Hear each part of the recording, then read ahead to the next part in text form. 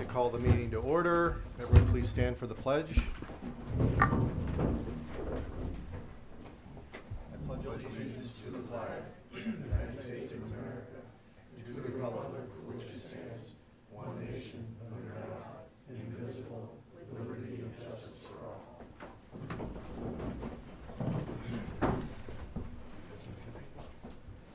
All right, good evening, everyone, and welcome to City Council April 1st meeting. Clerk, will you please call the roll? Councilor Brennan. Here. Councilor Kame. Present. Councilor Petropoulos. Here. Councilor Gilat. Here. Councilor Laban. I am here. Councilor Gameau. Here. Councilor Grimaldi. He's Council- here. Yeah. I'll circle back. Councilor Whitfield. Mayor Ciceri. Here. We'll acknowledge Councilor Grimaldi when he enters. Sure. Okay, the first thing we're doing this evening is a public hearing on the 2026 strategic plan. We had a town hall on the strategic plan on the 28th. Had about 30 or 35 people in attendance, had some great input on the strategic plan. This continues the public comment period with regard to that. So we have 3 speakers signed up this evening. One may be running a little late, but we'll start with Charles King. I'm sorry, Councilor Grimaldi's wife made this bow tie, so I'm sorry. She did a good job. I was going to show it off to him tonight. My first comment on the strategic plan is its lack of environmental focus. The health of the lake, forever chemicals in fish, non-invasive plants for landscaping, and trees we're maintaining to keep the city from getting too hot in summer are all things that the people of Geneva care about. If you see your role as more of one that delegates and appreciates the Green Committee, the Weeders, the Recreation Board, and the Shade Tree Committee, you should still put that in your strategic plan. With conversations around the sunlighting of Castle Creek, it might be useful to form a committee to investigate the health of Castle Creek, address questions like, is the sluiceway at Cornell good or bad for the creek? Are bacteria levels in Brook Street Park appropriate for kids to play there, etc.? My second comment has to do with, again, boards and commissions. You are continuing the practice of previous councils when it comes to blindly appointing warm bodies to boards. Your meeting last month involved an emphasis on the transactional aspects of governance, what's being bought and sold, but the formational aspects of governance, who's actually being chosen to make important decisions, was handled as an afterthought. I realize you inherited a neglected mess, but you are not yet being careful with how you bestow power. You are doing little to make sure boards are being trained, supported by staff, or informed as to their purposes, and you are doing nothing to prevent concentrations of power and conflicts of interest between powerful boards. This has been a major problem with Geneva's dysfunction in the past, and one that is going to take more and more work because it's been neglected. I'm sorry, but you aren't yet doing your most important job, which is to constitute a government that conforms to state and municipal standards. The strategic plan and comprehensive plan will have no value if you don't hold staff liaisons and boards responsible for reading and implementing them.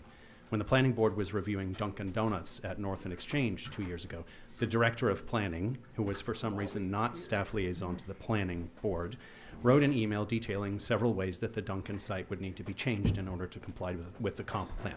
I presented research that drew from the comp plan, state seeker standards, the active transportation plan's review of unsafe intersections, the Brownstone survey, the 1960s zoning, and the 2023 zoning, which had just been passed, and detailed ways in which the Duncan plan was out of compliance with all of those documents. Then another member of the planning board held up Dunkin' Donuts' pedestrian survey, which had been done on the coldest day of the year in mid-January, and which only showed a handful of pedestrians crossing North and Exchange during walking to school hours. He said, you've done your research and I've done my research. Are you saying that your research is better than my research? When there's no standard for anything but blindly believing big developers and no compliance with city documents, we have no negotiating power. There are 2 comprehensive plans. One is the written one. One is the unwritten one, which is just gut instincts and trusting billion-dollar companies to swoop in and save Geneva. You can vote on whatever you like here, but with no plan to educate relevant staff and boards, there would be no implementation. Just a warning. Thank you. Thank you, Charles. Catherine?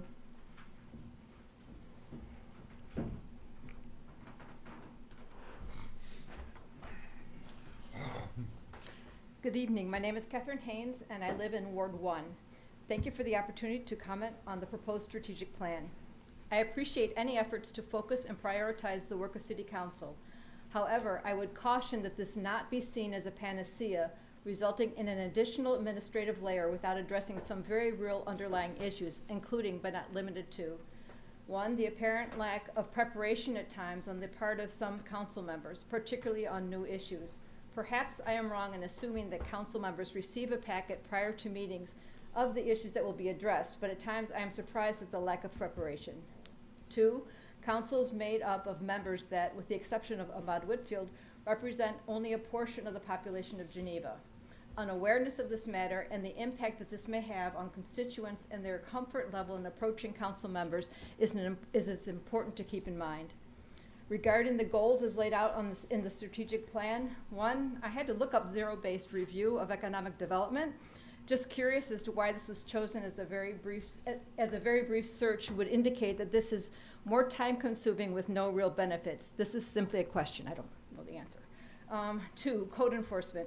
I hope this is taken seriously, as for years there has been talk of increased enforcement, but this hasn't been evident. Apartment renters should not have to live in substandard dwellings. Additionally, there are commercial buildings that have been allowed to be subpar in terms of physical presentation and occupancy. An example of this is the block of 427 to 438 Exchange Street and around the corner on East Castle to the railroad tracks. If Geneva wants to promote tourism, this poor stewardship of property is contrary to those goals, although it has been allowed to go on for years. Lastly, it is not clear to me that the short-term rental situation has been fully addressed or permitting enforced.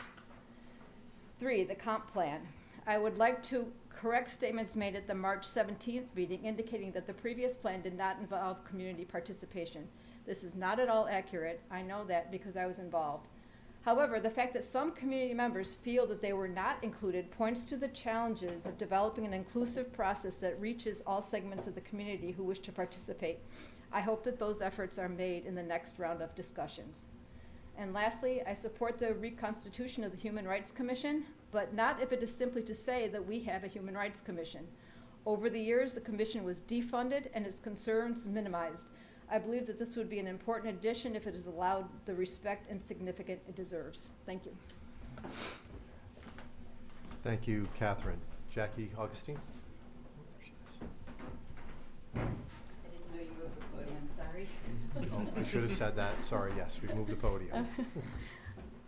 Jackie Augustine, Washington Street in Geneva. I'm talking about the strategic plan. I read through it, and I like the idea of trying to have a focus and take pieces of the comp plan and narrow them a bit to give some instruction. However, I'm having a hard time seeing what the actual deliverables are. So it says that it wants to give clear expectations for staff and committees, defined outcomes and deliverables, but I don't actually see that in the plan. It is just kind of broad statements and restatements of things that are already happening. Capital improvement plan exists. Code enforcement, it's been talked about, needs to just get started. Budget and debt tracking exists. Shade tree committee, urban forest work exists. It's underway. So I see maybe it's affirming things, it's a prioritization, but a plan, I mean, the comprehensive plan is a quasi-legal document that has to govern and guide everything the city does. The zoning and planning work has to be in compliance. I mean, it's the grounds by which the city could be sued for violating those things. So I'm just trying to figure out where this strategic plan, it sounds like it's just things that are on your guys' minds, which is good to know, I guess, but I just don't understand a need to deviate. I would rather see a working group or a working list of tasks from the comp plan, but from watching the meetings, I feel like that's what staff's been presenting every month, so I'm not really seeing the gap that this fills. So I guess I just wanted to say, to me, it's not really clear what gets done as a result of having this plan. Thanks. Thank you. Would anyone else like to speak on the 2026-2027 strategic plan? Yes, ma'am. Sorry I signed, but I guess I might have had to have this signed a separate. My name is Barbara Oshrakow. I live at 459 South Main Street. My only comment is that I feel the number one priority for the city should be economic development. I do realize that there is a component of that in the plan with regard to downtown revitalization, which I think is great. But I really think it seems like the issue du jour these days is housing, and not to minimize housing, but I think when the city of Geneva, with its limited resources, probably the main focus should be economic development. Housing, we have a lot of competition. I think that Ontario County said there's a housing shortage throughout the whole county. It's not just the city of Geneva. And we have a much higher tax burden. And unfortunately, right or wrong, we don't have the best school district rating. So if all the other communities are also focusing on housing development, I think the city of Geneva is going to have a lot of competition. So again, limited resources, you have to make your priorities. We can't obviously solve everything. That would be my only question. Is that the smartest thing to make the number one issue right now? Thank you. Thank you. Would anyone else like to speak to the strategic plan? All right, we'll declare the public hearing on the strategic plan closed. Okay. Next is council reports. Just as a reminder, everyone gets 3 minutes for their clear, concise council reports. Start with Councilor Lavin. I'm going to limit my remarks to when we discuss South Main Street. That's been this topic of the neighborhood for some time. Thank you. Councilor Gummo. I'll also be quick. The planning board did not meet. There were no agenda items. Green Committee did meet. They continue to focus on ways that we can improve composting at Resource Recovery Park, considering ways to farm some worms and grow them, and also get more volunteers down to the site to help during peak hours. That's it. On to you. Thanks, Councilor Grimaldi. Housing Authority did meet this month, but I was unable to attend the meeting, so I don't have a report for them. We're glad you're here and recovering. So I'm getting there. good. Slow. Councilor Gelati. Police Budget Review Board is meeting next week. We're in need of another member, I think, so we're going to have to look at the board commissions and see what we can do about getting advertised out there and filling that position. It's having trouble making quorum, so. And Geneva bid had a grand opening this past week, their new office, which is a great improvement. It's right on Exchange Street, very, very visible. Stop in and see them anytime. I had a brief meeting with them early this morning. The biggest thing right now is their upcoming promotion for their hanging baskets, flower baskets, which are in May. Other than that, she's putting together some programs for the summer, and more detail on that next council meeting. Thanks. Okay, thank you. Councilor Brennan. No report tonight. Okay, Councilor Kane. Recreation Advisory Board will be meeting next month. Thank you. Councilor Petropoulos. Yep, the Local Development Corporation did meet earlier today. We discussed the receipt of the HWS bond financing fee that came through. The Local Development Corporation will be making a presentation at the next meeting of the Downtown Economic Revitalization Ad Hoc Committee. We also got an update on the Cook Properties situation. As far as what else is going on in the ward, this Saturday, the yearly Colt Street the Easter egg hunt is happening 1:30 p.m. It's going to be at the Alliance Community Church at 340 West North Street. Donations of candy and prizes, particularly boy prizes. They got a lot of girl prizes, they told me. They're accepted. Drop them off at 60 Colt Street. So that's been growing over the years. Let's see. So had the pleasure of attending Officer Raul Arroyo's retirement ceremony. I think he's done a phenomenal job with the kids here in Geneva over the years, and he's going to be sliding right into a quasi-civilian part-time position. Liaison, I think, is the title of it. No? What is it? Police officer. Oh, he is. Only part-time. What else? There was a good Nikon presentation on the 30/30 initiative, which I had the pleasure to view.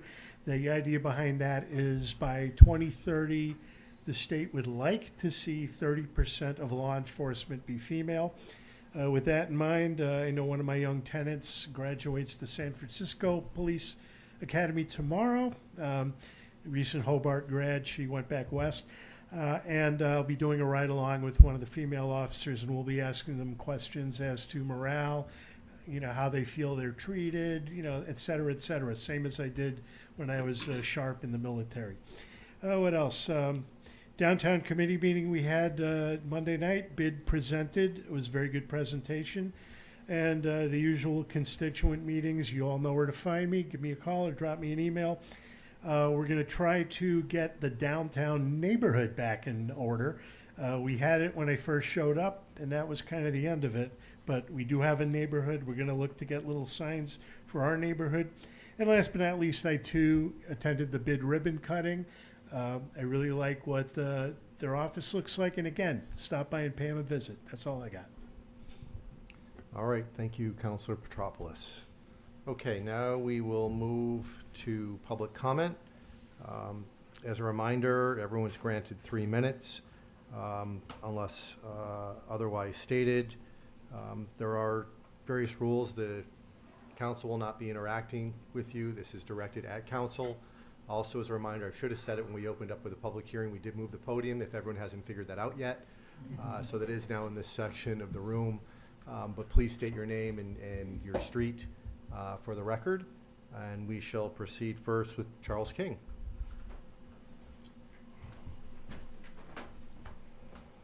Hello again, Charles King, Washington Street. It was nice to see City Council at Bizzuto Center for Entrepreneurship last year to discuss the OEO property. Hobart and William Smith colleges are not your enemy, Council. I've watched your 2026 meetings, including mid-month strategy sessions, and I'm struck by the extent to which some of you criticize Hobart and William Smith colleges, which some of you refer to as simply Hobart, not exactly convincing the city that you care about women. Council is responsible for the content of the comprehensive plan. If you don't want HWS to have quote-unquote undue influence over writing the comprehensive plan, which I think is a misrepresentation of 2016, but you can always provide your own ideas and expertise. It's your document. Take responsibility for it. Blaming HWS students for unsafe conditions on South Main is absurd. You are not at war with HWS. My wife is a math professor at HWS. I have driven her to work on many cold days. For 24 years, her office was in Lansing Hall, and I drive on South Main to take her to work. That is a very narrow and fast road. I never see kids on cell phones crossing South Main. The problem with the personal responsibility narrative is that it can be used to justify the most unsafe conditions. During the Dunkin' Donuts conversation I mentioned earlier, someone argued that personal responsibility was all it took to address any degree of danger for children crossing to get to school at North and Exchange. He said, "I've played Frogger, I understand not to get squashed." The frog in Frogger always gets squashed in the end. Terrified frog versus 16-wheeler is maybe not a good metaphor for safe streets policy. It takes two people to cause an accident, one of you said in a recent South Main conversation. I wonder if our lived experience actually jives with that idea. If someone is backing into your parked car right now, is that partly your fault? Pedestrians are doing their best to navigate an unsafe road, and you are responsible for changing that unsafe road. Stop preemptively victim blaming and address the actual problem. You have a fresh start, new elected leadership. It is not necessary to continue propaganda that everyone at HWS is an extremist to justify whatever policy. The fallacy of composition is what's at play if you argue that HWS equals extremism because of a few individuals. Most professors are overworked teachers trying to catch up on grading and committee work Mainstream Democrats, dictionary capitalists, though not modern crony capitalists, who believe in free and fair elections, property rights, inheritance, and well-regulated free markets. Others are conservative, some are libertarians, some have served in the Peace Corps, some have taught at military academies. They're generally an asset, not a liability. HWS bought garden apartments, reducing apartment housing for the city of Geneva. I and others called upon them to do a land swap and sell land around Staples Plaza to the city to develop for new housing. What incentive does HWS have to be partners with you if you take an adversarial stance? City Council has been sitting on 10 plus years of data describing South Main as unsafe. You can either politicize and do nothing, or you can brainstorm, lead, and govern. Thank you, Charles. Stephen Salmon?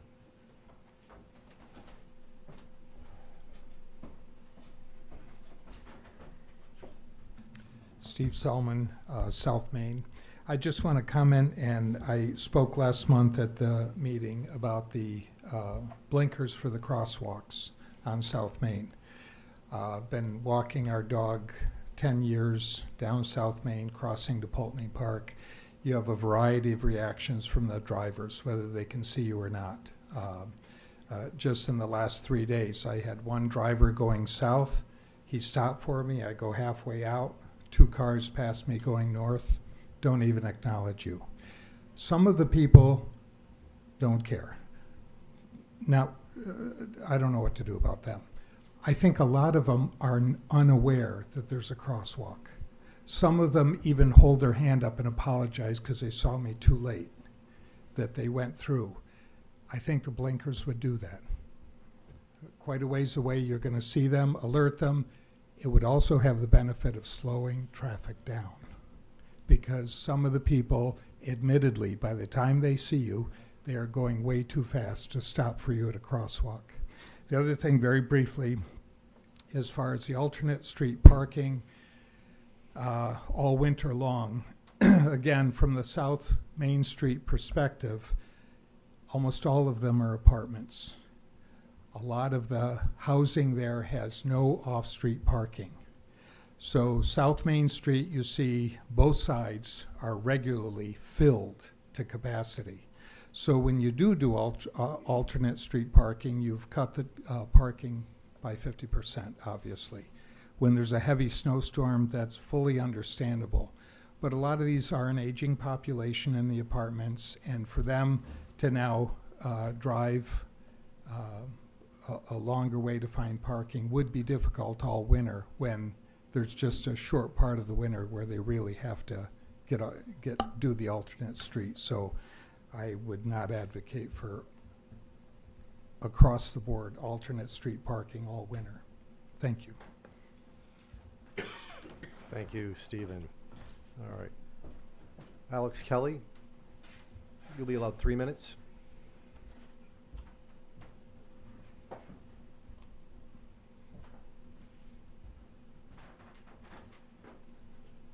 So last week, last council, I brought a few matters to the council's attention, and I'm just following up.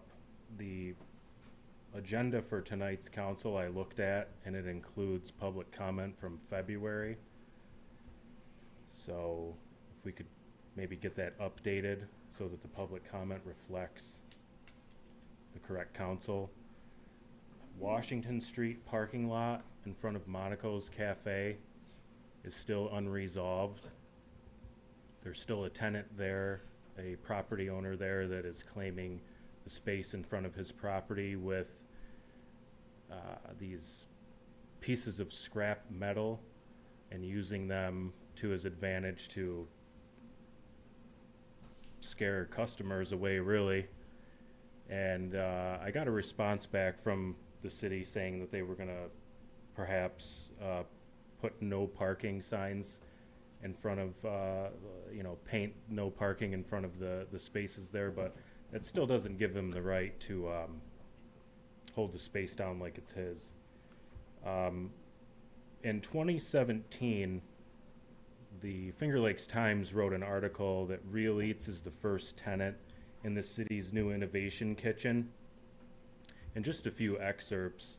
The city is celebrating the first tenant in its innovation kitchen with the goal of making the food preparation facility at the Geneva Economic Development Center, Enterprise Development Center available for entrepreneurs and community groups 24/7. That's a mystery to me because I've never heard of it.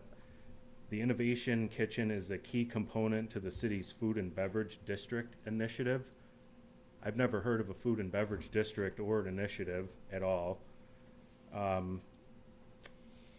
While Real Eats is the first tenant, the goal, said Horn, the city manager at the time, is to maximize the kitchen and the city's investment. The facility will be open to groups preparing foods for needy residents, while Horn hopes it will be used by Finger Lakes Community College in its culinary program. I don't think that ever happened. We see them as a potential customer. They haven't been. Horn said that within 18 months, the city wants to know the fledgling company's exit plan from there. And the IDA board director at that time said that he thinks that the kitchen is out of this world. Well, not only is it out of this world, but it's out of this reach for the city entrepreneurs and community groups. And so what I'd like to see is, I'm going to be looking at this deal very closely in the next 4 weeks to make sure that it actually is available to community groups, because the last time I checked, as of last week, the current tenant holds the lease. They can decide if they would like to sublease to others, and they have the ability to renew their contract after this year. So we need to take a good look at that. Thank you. Thank you, Alex. Jerry Buckley? Nicely done, sir. Jerry Buckley, I'm a property owner on South Main Street. I'm also the chair of the Historic Districts Commission. I'm going to speak regarding the what I believe is a proposal to consider reinstating the alternate side of the street parking. I think this is a bad idea that won't die. And I'll give you some of my personal history. When I moved back here almost 10 years ago, I saw this alternate side of the street. I used to live in New York. I know what alternate side of the street parking is and why it's required in certain circumstances. But I looked at South Main Street and I saw all these people moving their cars for 120 days, moving back and forth, people of all ages. And I said, this is kind of crazy. So I talked to Matt Horn, and then I said, what do other places do? So I called the city of Ithaca, and I talked to the chief of staff of the mayor of Ithaca. He said, well, we have a notification system. We don't make people move their cars every day. We have a notification system. We use email, we use text, we use the city website. I said, wait, that seems like a great idea. So not just because of me, but because of others, the city of Geneva had a pilot program and said, yeah, this seems to make sense. Critics at the time, including Councilman Johnny Greco, God bless his soul, said this is not going to work. Well, the reality is it's working, okay? The system that the city has, and I give kudos to the city manager and the team for the communications, which has improved dramatically over the last few years. You are made aware that if there's a snow emergency, that the alternate side of the street rules will go into effect. You are made by email, in some cases by text, and you have the city website. So this is working. Speaking of Hobart and William Smith, Marty Corbett, the head of security, regularly follows the city direction, sends out a notice, because part of the complaint historically as well, the students just leave their cars there and it makes it impossible to plow, okay? So that has improved dramatically. Marty Corbett sends it out every time and alerts the HWS community, and people follow that. Are there going to be some who didn't see it, don't follow? Probably. One of the moves the city did was to increase the fine, okay? That was a deterrent. That was smart, okay? So that worked. The question is, what are we trying to solve for? Now, as we sit here on April 1st, we're talking 120 days from December 1st to April 1st, where you're supposed to move your car every day, no matter what the weather is, okay? And no matter what your age is, no matter what your mobility is. That doesn't make a lot of sense. Steve brought up the point that there's limited parking in the first place. To make people do that doesn't make any sense. This past winter, I know we were all happy that the winter might finally be over, but how many days did we actually have to plow? Okay, how many days we have to plow last year? How many days we have to plow the year before? It's single digits in every year, maybe not even 5. I'll be a few more seconds. Thank you, Mr. Mayor. So, this is not resident friendly. It's not visitor friendly. It's not tourism friendly. The signs are confusing. Am I standing here at 7 o'clock on a Monday night? Am I supposed to park Tuesday? I'm trying to figure it out. Okay, it's very confusing. The solution, I want to offer a solution. On each sign, each current sign, which has been sitting up there for all these years, attach another sign which says, snow emergency only. Questions? Give it to city website or whatever it is. That solves it. It helps people understand what the deal is. If the city decides to do this, a city that's trying to move forward, the city decides to do this, All right, Terry. you're moving backwards. We appreciate Thank you, it. Mr. Mayor. Thank you. Eileen Buckley. My brother-in-law took my whole speech. Just repeat it. Reinforce it. And also I was told that two Buckley shouldn't speak, but I vote under my maiden name, so I'm Eileen McDonough. Don't want to be associated with Tim? Okay. And this is very high. Okay. Mainly, I do also disagree with the intent to change the rule back to the old way of moving our car every night. To ask the residents and visitors to move their car, now, Mr. Kame, you had said November 1st to April 1st. That's 150 days, but I think it's December 1st, so 120 days. Every day for the chance that it might snow, when 95% of the chance is that it will not snow. And I struggled with that, and I actually said, to me, it was hostile. I tried to say, it's not even inconvenient or unfriendly, it's downright hostile. And I think it's, I'm really concerned about that. And I think it's very confusing. Our signage is confusing, as Jerry said. You come into town, you say no parking Tuesday, Thursday, Saturday, no parking Monday, Wednesday, Friday. This is now with the new system, snow alert. So you don't have to obey those signs except if there's a storm. But new people don't know that. So they're thinking, wow, look at all these people parking here all week, weeks and weeks and weeks. Everyone's illegally parking every night, and suddenly, one morning I wake up and I have a ticket. Why is that? Well, I don't know, because no one told me. Because you might not go out till 11 o'clock at night and move your car. They parked with you at 8 o'clock at night, went to bed, and the next morning they have a ticket. And my feeling is we need to change the signage. We need to embrace the new change and change our signage. In the 4 entries into the town of the main thoroughfares are during winter weather events. That sign has to be attached to every sign on South Main, on Jefferson. They have to get off their street all winter. And it's such a struggle for the people on Jefferson, because I don't think the rule just applied to South Main, probably Genesee Street and all the other streets. So it's really a burden to residents and visitors. And I was thinking, why not on every sign put a QR code and let everyone who parks their car hold it up, oh God, snow alert, I gotta move my car. And people can check spontaneously without some big elaborate signage other than during winter snow event. So I feel instead of going back to the old way, let's tweak the new way to see that it works, particularly now as your council is rightfully striving to increase housing, both availability and livability. And yet, should we be saying, but don't bring your cars, folks. Just come and move here without a car for 5 months of the year. So I think we could work with what we have. I think it does work. And I think we just can tweak it and make it successful. Thank you.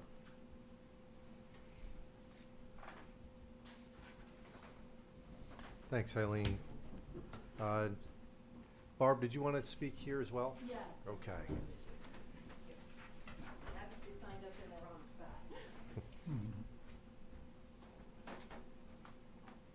Barb Roche Rockow, 459 South Main Street in Geneva.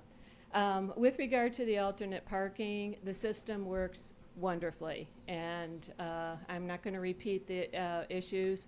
I think the concern was legitimate. I understand why Councilman brought this up.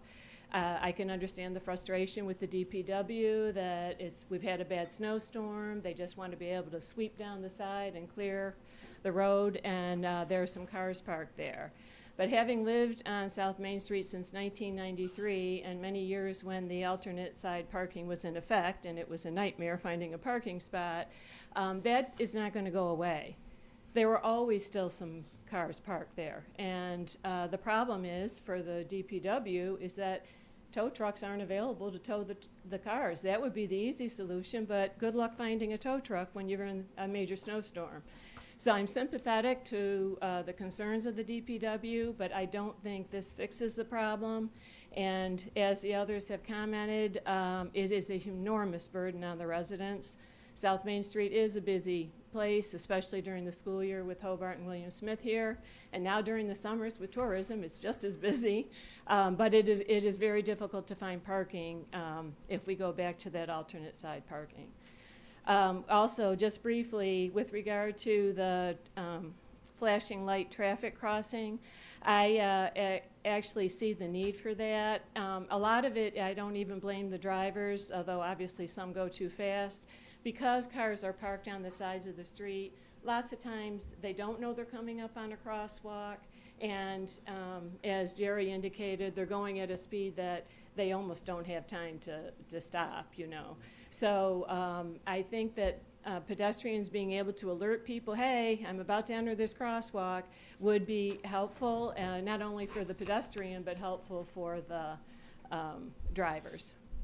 Thank you. Thank you. All right. Jackie?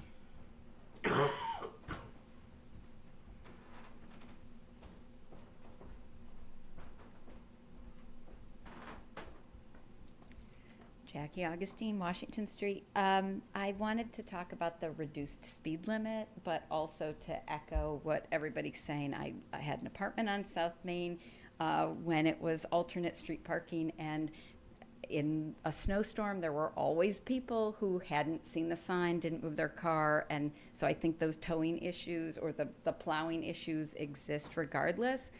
I do worry about trying to solve a communications problem with a regulation.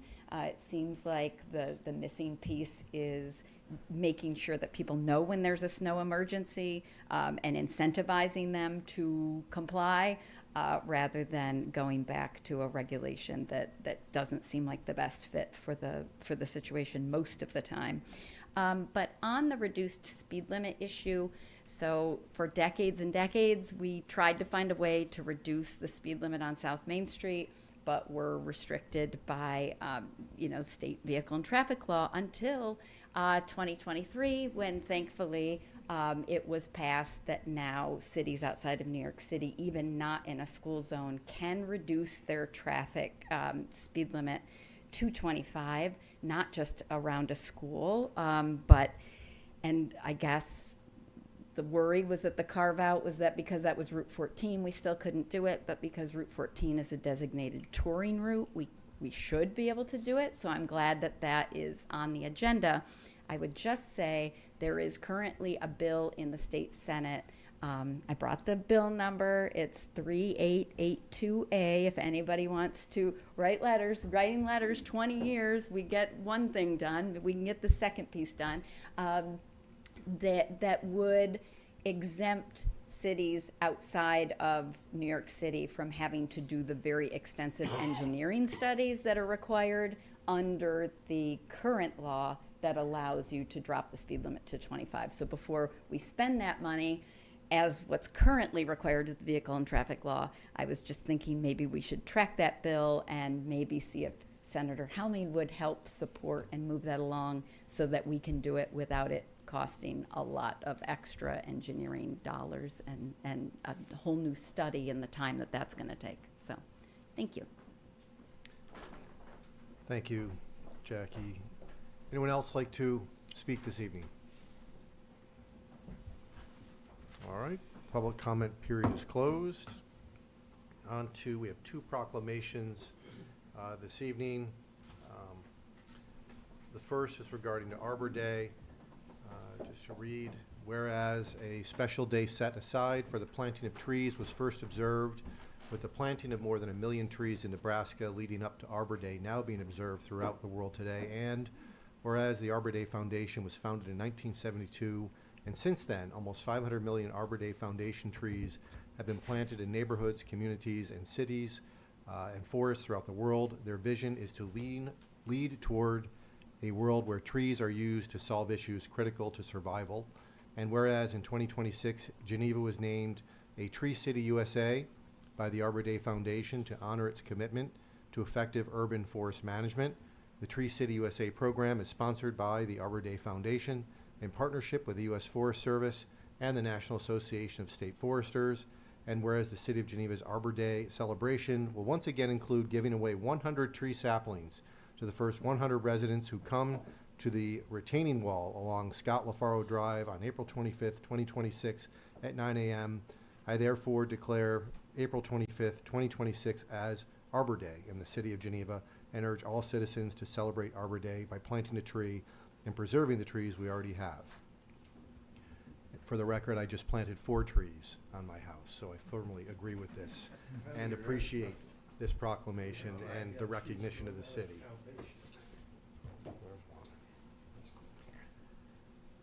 Second has to do with the Fair Housing Act. Whereas the Fair Housing Act, enacted on April 11th, 1968, enshrined into federal law the goal of eliminating racial segregation and ending housing discrimination in the United States, and whereas the Fair Housing Act prohibits discrimination in housing based on race, color, religion, sex, familial status, national origin, and disability, and commits recipients of federal funding to affirmatively further fair housing in their communities.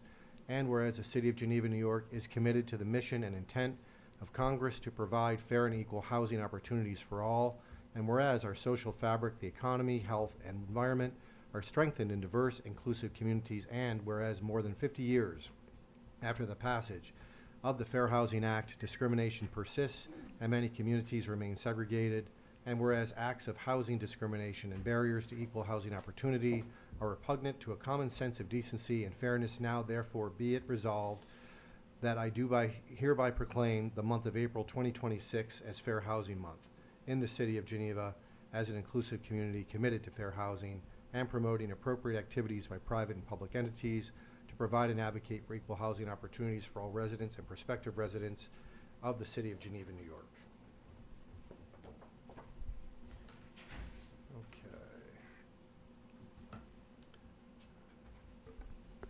Two very good proclamations, I would say. Okay, so on to discussion. We have 3 items for discussion. One is an update and recommendations on the Finance Ad Hoc Committee. I'll start with that.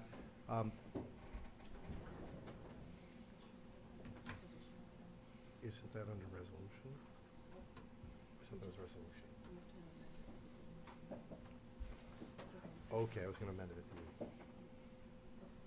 Okay, I'll amend it there.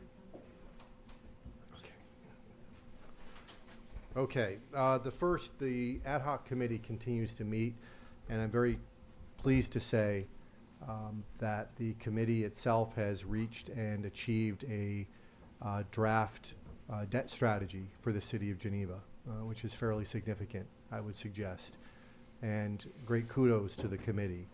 The next step of that will be, and it is and was finalized yesterday and will be released to City Council at our next meeting, pending some additional action by the city as we're entering budget season to ensure that those parameters which have been set are realistic and we're able to achieve the objectives that are outlined in that. So we want to be focused on really managing debt here in the city of Geneva today and going forward, and really creating something that truly helps guide the city going forward to responsible debt management and allows transparency into our debt position, not only here and with the budget process, but on an ongoing basis, so that there are some really interesting and neat ways to reflect what our current status is through a new traffic light system, we're calling it. So it should be a very interesting proposal for council to deliberate and discuss and truly introduce to the council a way for us to better understand whenever we do pass a spending, something to spend or to invest, what it could do potentially to our position in debt. So I'm going to start with that, and it's a discussion. So if anyone had any questions, I know in our next meeting we're going to introduce this, but I wanted to tee this up for the council. Councilor Lavin. Your Honor, I just wanted to say that being on that committee, have been extremely impressed after 2 years of not confronting the fact that we don't connect as a community between desires of wants and the effect on things like the taxes that are needed to produce those things and support those things. And what, in my opinion, you're putting in place here are not limitations, but speed bumps on the way to understanding the impact of spending as we're doing it. And making that connection, not just on the cost side, but also on revenue, that we're not letting things slip through our finger. We will not be letting things slip through our fingers going forward in our dealings with other towns who use our services but don't contribute enough. There'll at least be discussions of these things and requirements that if we want that fire truck, we're going to have to pay for it. That can be paid for by our own taxes and grants, but it also can be paid for by requiring that the towns that benefit from our aid, our emergency aid, understand that they are benefiting from that, and we need to put more pressure on the ability to get the regional support for services that are based in the city, but benefits that clearly go over into the towns. I'm really, it's not going to be an easy thing for us to layer over a long tradition of budgeting that has occurred in the city, but I'm incredibly optimistic that we're getting to a point on both revenues and costs going forward. Any other comments? Questions? Okay. Oh, Councilor Gelati. I know it's on your agenda, but I think it's important we make sure that the public understands. It's pretty detailed stuff. Pretty different approach to the operation of the city as far as what the council is trying to do. So I think it's important that everybody knows where we're at, because I think especially with the controlling debt, I think it's a huge piece of it. And now we can talk about, instead of talking about cutting fire department, cutting police department, we can talk about actual figures and areas to specifically address. And they might be, and those two might be part of it, but it's an interesting project. I think it's going to be, it's very detailed. It's going to take some time, but we have a commitment to move this thing as quick as possible so we can have some intelligent budget conversations way before October. So just as the next step, it'll be at our next April meeting. We'll introduce this and invite everyone to attend. So I will present and walk through not only the structure and the framework, the rationale, the approach, the metrics, what they impact, and also the outcomes. And this does link, I would say, to not only the comp plan, but also the strategic plan as we deliver and create the outcomes for each one of them as we continue to move forward. And this is one of the elements of that. So yes, I think this will make for a very good discussion. For those who don't like numbers, I'm going to apologize in advance. But there are a lot of numbers in there, but they're important because it allows us to have the conversations about the impact on anything that's proposed or discussed in terms of what it will do to the city's financial base in terms of debt. So we look forward to that. Okay. Next item, again, is a discussion is South Main Street traffic calming and noise by Councilor Lavin. Thank you, and we've been up and down this, so I won't go on and on about it, but I think I have to say I've lived on South Main now for 4 or 5 years in a small, modest little apartment in a basement of a house, but I walk the street every day, and I was a graduate of Hobart. I understand the campus a little bit more, but I also understand that we've changed the nature of that street ourselves. We've added attractions, we've added events to a street that has garbage trucks, more than 100 a day, I think, coming back up in both directions. None of them can make a turn at the cloverleaf without violating the yellow line in the middle of it. And the parking, which is not necessary along the entire length of that road. There's campus parking, ample campus parking within a few hundred yards, the back sides of those offices. So we're looking to do a holistic approach John Brennan has brought up the idea of going to 25 miles an hour, which I think is even simpler than was described before at this point. I've brought up the idea of removing the traffic, parking along the overlook above the boathouse to free up some of the street. I also know that will, on Sundays, if you're there where there's no parking from the colleges along the street, there is speeding, even more speeding going on. When you open up a road, that causes necessary enforcement challenge for us that we need to enforce more more rapidly and more frequently than we are right now. And I know that may require the chief to do some changes, but I just sit there and watch week after week. This morning I watched a truck rip the rear view mirror off a vehicle that was parked. It was parked legally, and the mirror went with the truck going by because there was a truck on the other side, and there were kids waiting to come across the alumni house and the admissions house to visit the colleges. It's a big business for us, and I just can't tell you how chagrined we're going to be when some mother in Connecticut gets the call that Susie's not coming home, because we know it's dangerous and these steps need to be taken. And as Mr. King said in his treatise, it's logical to take some of these steps now. I do know, yes, it's a state road. And I'd say this is a serious enough issue and a long-standing problem that's getting worse, that we should take the step and if the state's upset with it, let us know. But let's not sit around for 2 years twiddling our thumbs and wondering if this is okay for us or not. This is safety, caring, and good business for this community to take care of this problem. So I'd like to see all these things go. The one that takes even more study is that we do not have a police officer right now who's trained on examining the trucks for their standards, for their performances. And I think that training would be needed. We've talked to the chief about it. I've talked to a couple officers who'd like to do it.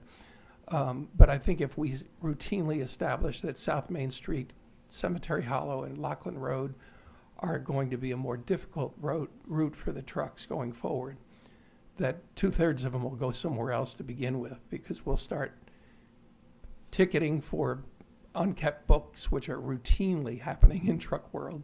And I think we can achieve much of the goal here without too much angst if we could just take a stand now. Thank you. Comments, discussion. Councilor Petropoulos. Yeah, I actually like the idea of first things first, putting up flashers, second things second. We can do it down at 25. So come up with a resolution. Definitely, I know in Canandaigua where they got flashing lights and you're going to go slower anyway. You'll notice people starting to cross. No, it's not. I haven't had any issues. I can see people starting to cross. I mean, maybe only once or twice somebody's literally crossing without looking both ways. But for the most part, the comment about it's not the pedestrian's fault, generally it isn't. I mean, I lived in New York all my life, and yeah, there we had issues. People just crossing on their cell phone, But here we don't. So I think a good first start would be signage and a flashing, light. We can go from there, but again, if we're looking to put a lid on the police and expect somebody to sit there in South Main the whole day, keep in mind the state police, I believe, are down there every now and then, so you may want to communicate with them. Yeah, it's an issue because part of South Main is in Ward 5, and that's where the Cloverleaf start, and that's where it turns on to Seneca Street. And Castle Street used to be no dice for trucks. Well, now I remember they used to give tickets out if they caught you, right? That was like 10 years ago. They stopped doing that. Don't know why. We got other issues with trucks, too, that don't necessarily apply to South Main. But I do think flashing lights are not a big obstacle. So let's start there. Okay, thank you. Councilor Brennan. Well, I wanted the record to show that I originally said no to the flashing lights, and I've reversed my position on that because something else happened, which I'm not sure everyone knows my peers have heard me say this, but the point system for traffic violations changed on February 16th, which makes speeding a little bit more dangerous for you. It's a 4-point violation instead of a 3-point. And so my argument is that if you're going, we all know that no one really actually follows a speed limit. They all go a little bit faster. But if you're now going to be going, if we change the limit by 5 more miles per hour lower, you will be speeding a great deal more if you're going 35.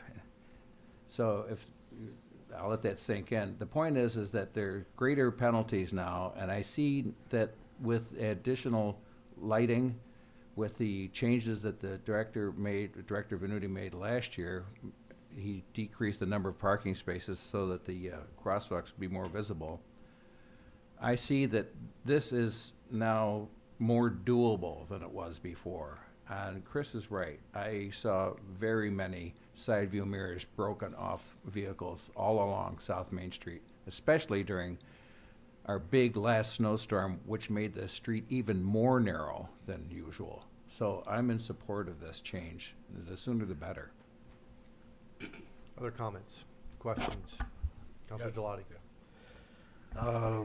Okay.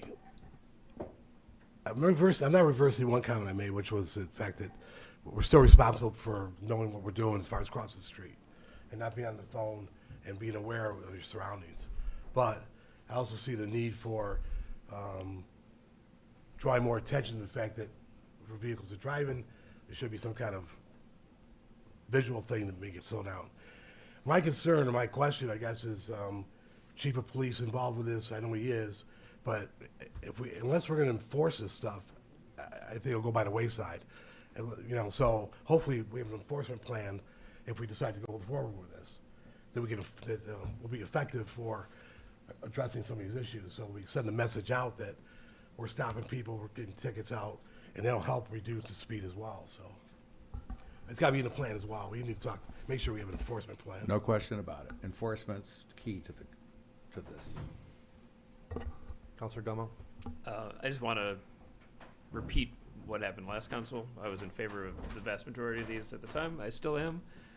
Specifically on removing some parking spaces, I think this is a good idea, but it has been studied that people will drive the implied speed limit of a road regardless of what the posted sign is. If you have a wide, straight street, people will drive more quickly than a narrow, curvy street. One risk, I think we can mitigate this through some other ways, but one risk of reducing parking is it makes the street appear wider, which might actually make people drive more quickly. So I'd want us to balance this with more pedestrian safety boundaries around those crossings, which would be a further reduction in parking, but it would make it more obvious to drivers that this is a place where pedestrians are frequently crossing, and hope that they slow down instead of just making it appear to be a wider street and they speed up. I hate to share you, but I covered the South for 5 years as a reporter. There was a little town in South Georgia named Ludowici. It was famous for strictly enforcing the Floridians coming across the border, and I was, even though I knew about it, I got 2 tickets myself, because if you would go 30 and a 25, they got you. And they did it for the safety and security of their community, that they didn't want overrun by Yankees from the north or Floridians from the south, and there's nothing wrong with that. I think you could add a cop if you needed to and have him earn his salary stopping people along that route alone if you needed to, and keep it on the books. But it's done, and I do think it's time for us to care for all the kids of Geneva, Carter Road and South Main. Okay, I have a couple of comments and thoughts on this, and then framing it into an approach. As Councilor Lavin is introducing this, my first thought is that the pedestrian crossing actually was introduced as a discussion item, not for a vote or a resolution, by Director Venuti, I think 2 meetings ago. So there was no need for an actual resolution for that. So really it's a matter as to whether or not Director Venuti is going to continue to proceed with what is a grant to pay for those. So there's no cost to the city, for him to proceed. And as I recall, he was looking to get feedback from the council as it relates to that. We had a little bit of back and forth with regard to it, but it sounds as though, from our standpoint, not a resolution is needed. Rather, it's Director Venuti, if this is how you're going to proceed, proceed. Go. So I'll start with that.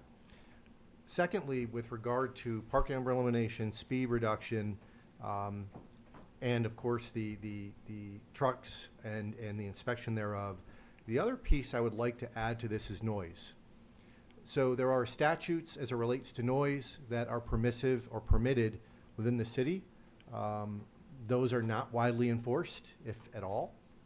But it's something I'd like to also revisit and include in this, if the sponsor would be so willing, around a discussion and enforcement of noise, particularly around South Main Street, Hamilton Street, other areas in the city where we may get, in particular, vehicles that could exert significant amounts of noise, and ways to address or deal with that. So I'd like to have a conversation or include in that resolution something around that, if that would be so welcomed. Absolutely. I think the Jake breaks and the motorcycle weekend wine tours are high on the list of top targets for that as well. Yeah, that makes sense. Okay. Makes sense. So in terms of the process here, so Councilor Lavin, going forward, if you could work with a co-sponsor, put these resolutions together, they will be introduced, as well as the questions that have been presented here. At that point, we'll bring together the experts to answer those questions, especially as it relates to enforcement. Any other questions? Oh, Councilor Kane, sorry. I do. Thank you, Your Honor. I just would like clarification that if we do use the CHIP grant for that purpose there, if it precludes us from using it anywhere on Main Street again, for 10 years, because if we're using it for the signages, we might not be able to use it for something else on that street. So if we could just get a little clarity on that, please. Yeah, so you can't use it for the same improvement on that street, but you can use it for those improvements as part of that process. So yes, it wouldn't preclude from other things. Thank you. All right. Other questions, comments? Excellent. Okay. The next is winter parking. Councilor Kane. Thank you very much. And I appreciate everybody's input on it, and for catching my mistake. When I was investigating this, a lot came up about Ithaca, and they start in November, and they are strict. They aren't on a call, from what I found, but they start from November to April. We were talking about December, just so everybody knows. We'd like to update and adopt the winter parking regulations, section 335.16 and section 335.27 subdivision C, and that's where the teeth were taken out of the enforcement. Talk about the towing and all that. So they weren't getting moved or anything because there was no teeth in it. Enforcing winter parking regulations from December 1st to April 1st annually. This will require overnight parking restrictions from 2 a.m. to 6 a.m. unless otherwise designated. Eliminated the ad hoc announcements except in extreme weather events or unusual circumstances unless otherwise stated as in case of public parking lots and streets with alternate parking days or 72-hour restrictive parking. The ordinance number 6 in 2022 shifted Geneva to an announcement-based system. This was implemented during a period of mild winters with limited snow accumulation. The last 2 winters have been more typical with significant snow accumulation, and this has created significant operational and public safety challenges under the current system. It's caused a burden to the DPW, increasing the amount of times that they have to repass streets due to parked cars, making streets harder for vehicles, traffic to pass by limiting the amount of roadway cleared, causing city snow to build up and turn to ice in roadways and making it difficult on equipment and taking up parking spots in residential and commercial areas. It's inefficient and costly, and it also creates public safety concerns as emergency vehicles access can be impaired, and also confusion with residents and visitors as the announcements are not often seen for the simple reason that they don't where to look for updates. They aren't signed up for them. You can put QR codes, but my phone doesn't work with QR codes. Therefore, restoring a consistent and predictable set of rules which will improve efficiency, enhance public safety, and reduce long-term maintenance costs. And it wasn't really DPW that kicked this off. It was the amount of complaints that we've had from the community. Just to give you a little idea of some of them, we've had complaints from school bus drivers who it was very hard for them to navigate the side streets. And I know South Main Street, that's your focus, but we have a problem all over the city. Most notably, businesses and retirees who have hired someone to shovel their walks and driveways. They've called because they've had to call somebody and pay them to come back and do it again after the parked cars have been moved and the plows finally being able to clear the road where they've been parked. We've received complaints from parents that are afraid of that their children will be harmed by cars that were parked on top of snowbanks and in the road due to the inability for the plows to clean the streets. And whether it's the car slipping down off onto the kids, off the mound, or the car backing into them because it's elevated. And that, that was in the first ward, the Madison Street area. There was a mom that was real concerned there. I've received complaints from people who are unable to have family or visitors park their cars on their streets near their house when they visit on Sundays due to the unplowed areas that the cars left behind. Cars have been parked there. The plow has to go around and it leaves a spot behind the car where the car's parked and in front of the car. They have family coming over and visitors, and they're unable to park on their street. They have to go, another street or 2 streets over to come because they just weren't able to get the cars moved and plowed. There have been cars that have been parked in the streets and they've been disabled, and nobody knew they were disabled cars, but they were never moved and they were just parked in the city streets, causing the plows to have to go around them and losing multiple parking spots. There's places like South Main. We've had complaints because there's been a lot of lost parking spots for up to a week after snow falls due to vehicles parked for multiple days. And during and after snow events, and there was, after the big snowstorm we had, 2 weeks later, there was still about 5-6 spots where nobody could use, and they already took away a half a dozen spots because there was just snow piled up there because of the cars, the plows couldn't get through. And we've had complaints from downtown businesses. They've suffered losses of street parking due to the inability of the plow trucks to clean the indented parking areas, which are already hard to plow because the cars have been parked there overnight. Now, a lot of the streets, if we go back to the old way, a lot of the streets back in the 70s and 80s, the councils did good, taking in the account of the parking for the houses on the streets and what we have here. I'd like to discuss with everybody and come up with a way and go back to what it was, where we can get the streets cleaned. And I understand, where you speak, where you don't want to get out and have to move your car. But some of those cars that are parked there, I'm familiar with a lot of them. The parking lots behind the buildings are empty, and the people are parking on the streets because they don't want to have to walk up the hill, or they don't want to have to, walk across the street. But it's creating a lot of problems all through all of our districts, and it's probably the best way to fix it and is just to go back to the way it was, because unfortunately not everybody gets the alerts on their phones, and if the visitors and people that are renting Airbnbs don't know because they aren't getting the alerts. So, All right. thank you. Thank you, Counselor. Open for discussion. Counselor Gelati. I feel like talking tonight. I don't know why, but I think one of the issues might be the size of the streets as well, because obviously South Main Street's a pretty wide street. Downtown Seneca Street, pretty wide. Castle not as much. Angelo Street, tiny. Cherry Street, Folger Street, John Street. Those are smaller streets. Although DPW does use the smaller trucks to plow them, it still creates a problem because of parked cars not moved, abandoned cars, et cetera, et cetera. So I wonder if there's a way we can look at this. I don't know how we can do it, but I'm looking at take areas instead of umbrella policy. Maybe yes, maybe no, but I think every area seems to have different issues with it. So just something I'd like to look at, I think. If you look at if you look at the original ordinance, it does go street by street, and they have regulations for each individual street where the problems might occur. What happened was when they did that in 2022, they they left the ordinances in there. They just weren't going to follow them, and it all went on to an emergency-based. So you're suggesting go back to the original ordinance, go back to prior to the which has different areas. Yes. Counselor Petropoulos. Oh, sorry. Yes, on the one sorry, hand. hold on. Sorry, Counselor. Oh, Lavin first, sorry. I just, for the information, there was a discussion about towing and an assumption that they can't be found, but you can contract, as they do in Rochester, for $250. Towing company can come in and tow any car that has a ticket on it from 2 a.m. on, and tow it, and it's not distant.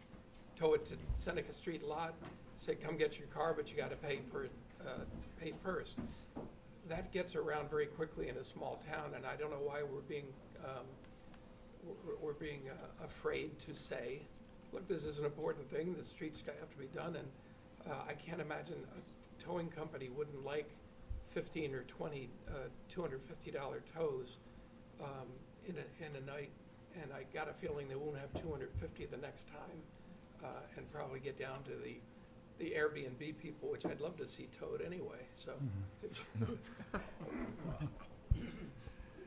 Is it all right? Yes, If Councilor I Kane. speak on it? The city does have a towing list, still has it. And they would be willing to do it if they get called, but the way that the ordinance reads now is that they have to be told by the city manager or someone else that they have to have the car towed. That's why we have to go through and also do that Part C. But the policy that was in place before that wasn't just to tow them right away anyway. It was to give them warnings, in the beginning. And then once they see, that there are penalties for it, then they'll police I realize, I'm themselves. just thinking, can we toughen that up? That's all. Councilor Petropoulos. Yes, on the one hand, I remember, I'm from New York, I know that alternate side of the street too. But it's pretty clear that you need to move your car from different side of the street. Here, it's a question of what neighborhood you're in. So I get it, South Main, you got both sides of the street parked. North Wadsworth, not so much. What's that? It's only one side, but you can't park. Yeah, exactly. Some of these streets you can only park on one side. Downtown, yeah, I hear you. I mean, you can't plow Exchange Street and the businesses I've been complained to. I know North Main has issues. And again, some of them may just not know. So I like the idea about updating the signs. These signs are confusing. I was confused by them for years when I first moved here. I figured it out. Alternate side of the lot. We do have a lot of parking downtown, so we could enforce it there. Maybe not so much in other neighborhoods. If you got a driveway, you should use it. And again, if the signs say no parking, tune in with your QR code, I don't see a reason people can't. If you don't have I see Councilor Gummo wants to go, but that's my 2 cents. Councilor Gummo. Councilor Keim, I think you've identified the right problem, right? Like we have an issue of efficiency or inefficiency. We have a problem of people adhering to the rules, but I don't think I agree with your proposed solution. I think what I'm hearing is that there's a communication and enforcement issue. Completely agreed. Signage improvements would be completely reasonable. But I think there's a failure mode either way. There's a failure mode with the old system, and there's a failure mode with the new system, which is that people still don't move their cars. That they need to move their cars. But the failure mode in the old system is that you have compliance issues for conservatively 121 days. In the current system, you only have compliance issues for maybe, let's say 10 to 15. This is the second point. I wonder if we're suffering from a recency bias here with the last 2 years. I'd be really interested to know how many snow emergencies we declared since the ordinance was shifted in 2022. And also, for the last 10 years, if we were to apply those same rules for winter parking enforcement, what that would have looked like, and see if there's a trend. Maybe it's increasing, maybe it's decreasing, but I think this is one of those shockingly rare places where we can actually use data to inform whether this is a problem that is growing or shrinking. I think that's good and looks good on paper, but if you go to, we call this many emergencies, that doesn't look at the fact that we have roads that are hard to be passable because we have snow there. It's getting plowed. For sure. And from what an emergency would be called and what an actual, the plows go out, there was 27 times where we had a sizable amount of snow this year. But do you not have that same problem under both systems? No, what happened before was they said they had a period where the winter started, the snow started a little later on. And from what I got from speaking with past council and from DPW was that they said, well, maybe we should move it until January instead of December. And that's what they were gonna do. And then all of a sudden it got taken over and it became this whole other thing where we're not gonna enforce it at all unless it's a snow emergency. That works good if if we don't really have much snow, but we have more of a regular winter this year, and we have a lot of problems, and they've just been showing themselves now after it's been tried for 4 years, or 3.5, or whatever it is. So, in the interest of moving this towards an action, I think what I've heard there is around what are the actual number of snow emergency days, and is this an issue or is it not, right? And if so, if it is, in fact, what is the proper approach? And it seems as though there are a couple things here. So, Councilor Kane, my only point here with what I'm hearing is, are there in effect target areas or specific areas that we could visit as it relates to this policy? And are there certain policy accommodations that could be made street by street? My recommendation is, Councilor Kane, and you can choose to do this or not, is to ask each ward representative to present with you for your resolution if you believe this is what you want to present. If there's an opportunity for each ward member to present to you any specific accommodations that should be made according to today's, how today functions, how today works, right? Whether it's South Main Street or Wadsworth or what have you. If you want to proceed with the idea of a December 1 through April 1, winter parking rules are in effect. Or if you would want to accommodate, for example, winter parking rules in effect if and only if there is a notification therein. Or if there is another means that you'd want to approach given some of the feedback we've received both from council and others. So in terms of moving this forward, Councilor, I think it's now translated into a resolution with the co-sponsor that you would frame for discussion next meeting, including getting facts and responses in terms of enforcement, snow days, the questions that have been raised, so that we can be prepared to get the facts, get the information, and then vote on the resolution as you would propose it. Sounds good. Sound good? Thank you very much. Any other comments? Any other discussion?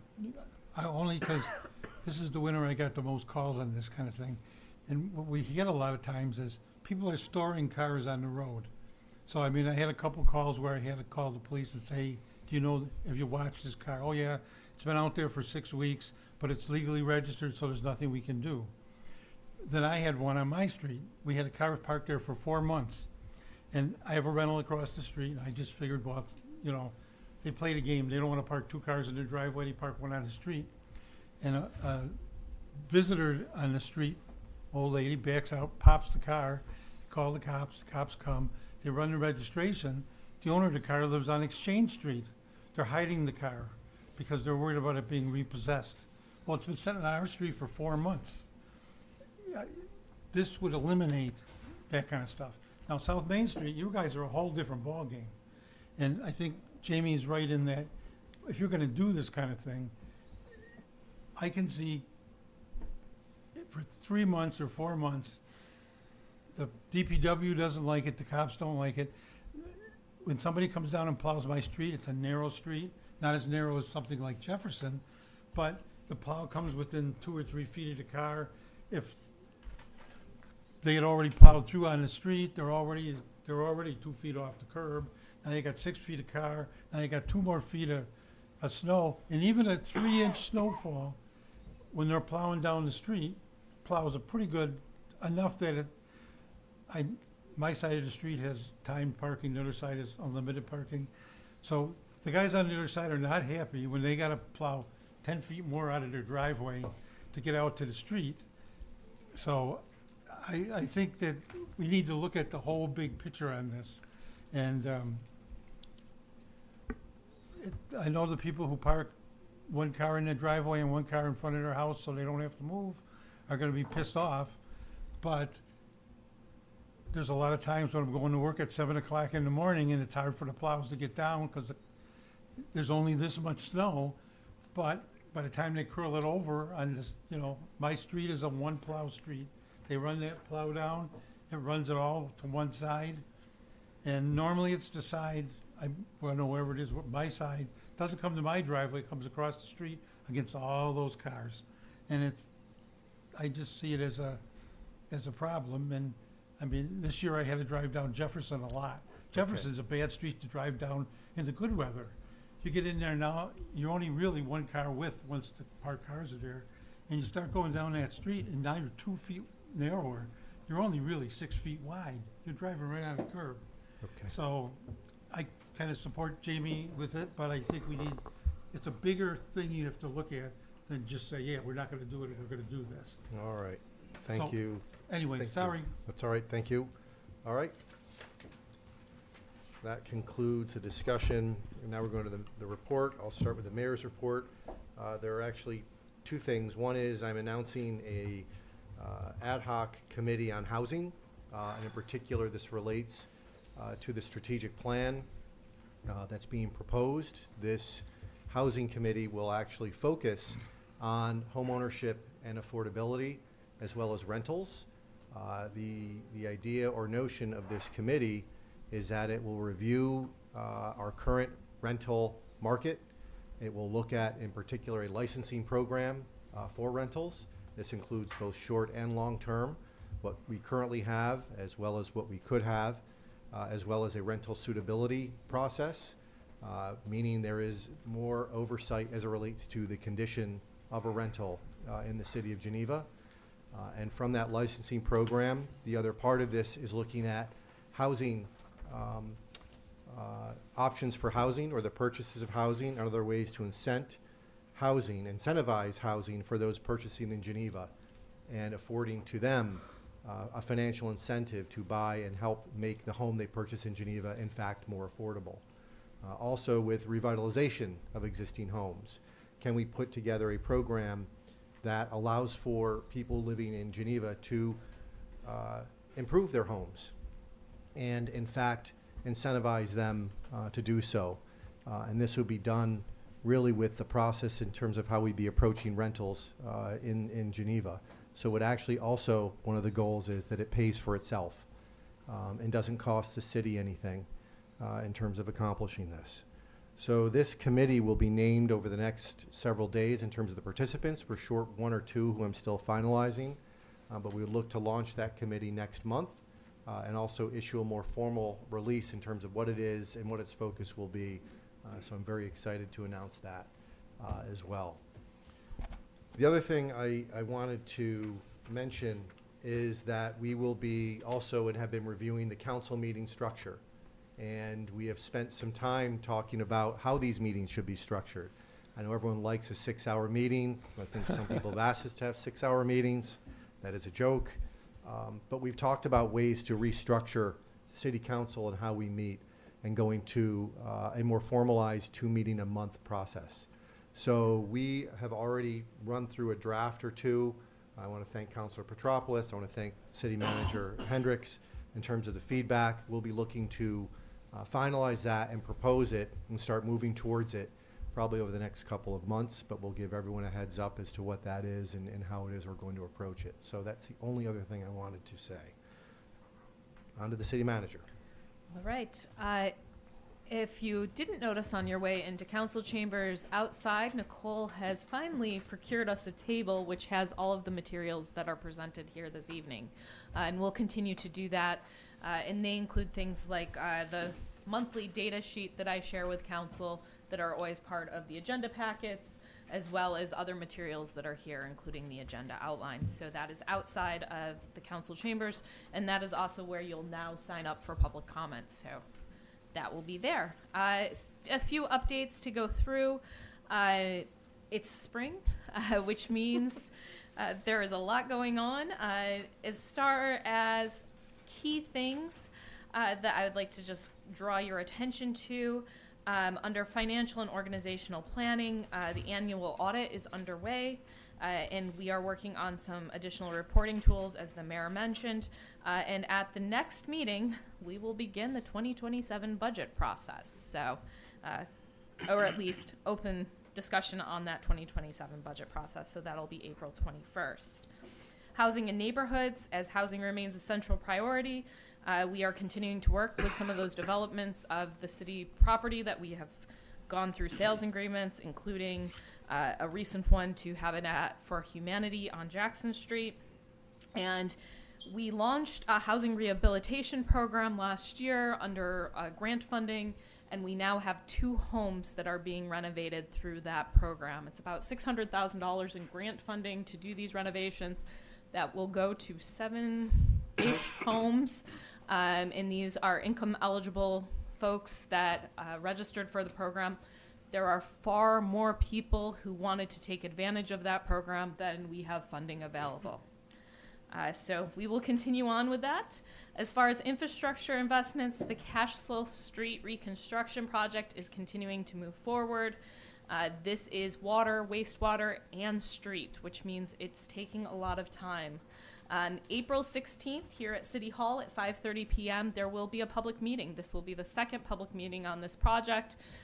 I know that things don't always go perfect in construction, and so we've had some water delays, water off and on, as well as delays on driving through there. So I appreciate everyone's patience as we create not only a new road, but the new infrastructure underneath that. Other quick updates, last night, as you probably noticed, there was a regional storm event, and once again, some flooding here in the city. We did activate our active flow system, which means our wastewater treatment plant was in operations 24 hours, as well as some flooding work that was done. For folks that are not aware, a couple years ago now, we launched the Stormwater Task Force and worked with some recommendations on that. In that, we do have submersible pumps that we provide to residents. That's something that is new. We didn't used to do. But if they call the non-emergency number at the fire department and they need those pumps, we'll get those pumps to people to help with their basements. The only other things I have, curbside yard debris collection starts on April 6th and goes through June 19th. And so if you have yard debris, April 6th, we'll begin picking that up and re-putting that program in place. Also, the ice rink is converting for the summer into the turf, which means soccer registrations are up and available online with online payment, which is new. And on April 9th, for those of you that want to send children to summer camp, those will be online. And my last update, thanks to Councilor Gummo, one of the appointments that the city manager has is to the Geneva Housing Authority. And so last night he and I met with several very qualified candidates, and I will be appointing Amaris Elliott Engel to the Geneva Housing Authority Board as one of the 5 city representatives. Yes. I should have asked you before the meeting, but updates on Medallas and updates on Medallas. What's the other thing? Let me think. We started Medallas, and I'm thinking the other one. I was going to say, you're asking me to tell you what you're thinking. So Medallas, right now, if you look at it, it is the staging ground for all of Castle Street. They are that building that is still there. They are in the process of stabilizing that building so they can use it as part of future build there. And so they are awaiting final stabilization and are using that as the castle staging ground, that parking lot. And the other one was, I've just seen no activity on Dunkin' Donuts. Nope. So they have permits available. They'll be continuing to work on it with weather allows. I don't have an update on timeline for that, but they still have a permit in place. I'd just like to also say how well the DPW did with regard to the water events, the flooding, and the fire department as well in terms of responding to residents who were having flooding issues throughout the last 24 hours. It was significant. I think Director Venuti mentioned 10 staff were out a good portion of the evening working through this event. And I'm sure some of us are still a little bit wet from it. But my thanks and appreciation to the DPW and the fire department for the last couple of days with regard to that. And I will say that a lot of spaces that we have seen past flooding The mitigation efforts that continue to happen have had a very positive effect, and staff, I don't remember what time yesterday morning we started the conversation on all of this, but it was very, very early to make sure that we are doing everything we can. Unfortunately, these weather events are going to continue, and we'll continue working with our 128-year-old infrastructure. All right, we have one presentation this evening, which is part of the ongoing overview for especially the new counselors and new members. So City Controller Blowers. Thank you, Mayor. So the Finance and Assessment Department, we're a combined department. We'll start with assessment.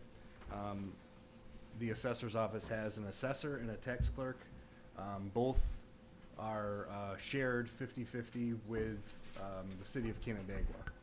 So that's an agreement that was entered into many years ago with a different assessor, a different assessor and a different tax clerk, and a different city manager. It's been working for several years. Things seem to be getting done in a timely manner, reassessments, things like that, or revaluations. So we continue to work with the city of Canandaigua on that. One of the goals for 2026 in the assessor's office is a revaluation citywide. All areas have been looked at. Not all will change, since one was recently just done. Notices for all of that will go out later. I believe actually end of April they're going to go out to anyone who did change, anyone whose assessment did change. So that's being wrapped up. That was one of the major 2026 goals for the assessor's office. To the other side of the finance department, the comptroller's office, it's myself, a deputy comptroller, and 2 clerks.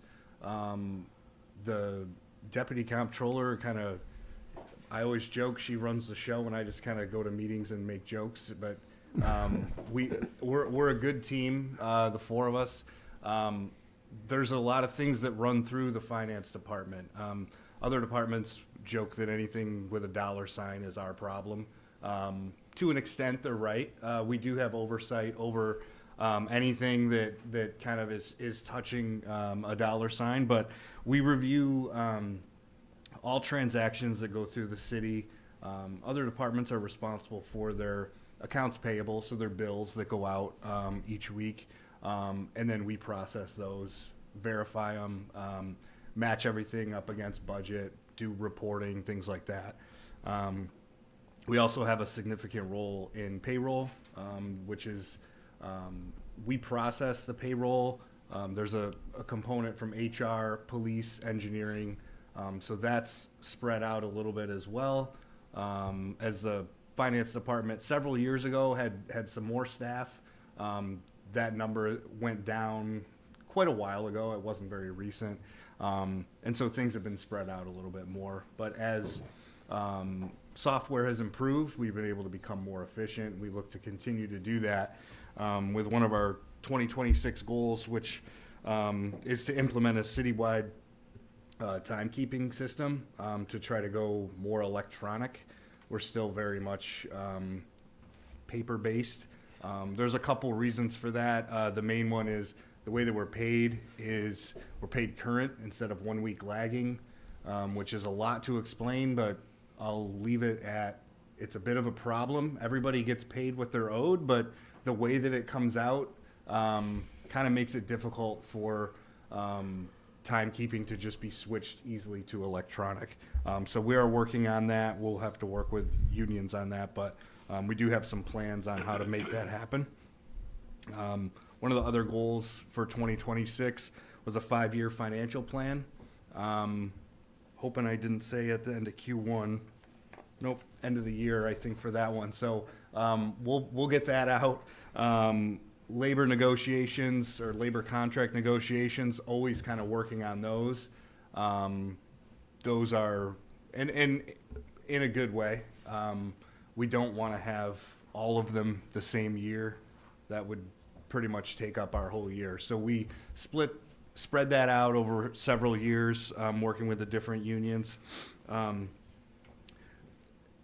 Back to the 5-year financial plan quickly.